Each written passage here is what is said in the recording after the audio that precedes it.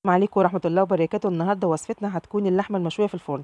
معايا صينية كده على نار عالية، حطيت عليها معلقة سمنة حلوة كده، وبعد كده نزلت عليها باللحمة وورقة الرورة. أول ما تاخد لون كده هقلبها، بس أنا رشة من فوق الوش كده فلفل أسمر زي ما انتوا هتشوفوا كده. بعد كده بقى هسيبها كده تستوي كده على نار هادية، هوطي عليها واغطيها، ولو احتاجت مية هحط لها ربع كوباية مية سخنة لحد ما تستوي. ما عندكيش بقى جريل، ما عندكيش شواية كده ولا حاجة، ممكن تستخدمي الطريقة دي هتعجبك جدا. بصوا لحد ما استوت ازاي، ممكن تستكفوا بكده وتدخلوها الفرن. لكن انا حطيت عليها بصل بيكرملها وبيخليها تحفه يا جماعه. هقلبها بقى كده واديها تشويحه، وهنزل عليها بقرن فلفل رومي كده، هديها برده تشويحه. عايزين بقى تحطوا فلفل الوان براحتكم، عايزين تحطوا فلفل حامي برده براحتكم. هنزل بقى كده بالتوابل، ملح وفلفل اسمر وبهارات لحمه ورشه بسيطه من جوز الطيب. ما تكتروش توابل يا جماعه عشان ما تغيرش طعمها.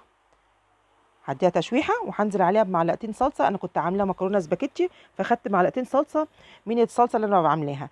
انتوا ما عندكوش مفيش مشكله، ممكن تستغنوا عنها خالص الخطوه دي، او ممكن معلقه صلصه معلبه عادي.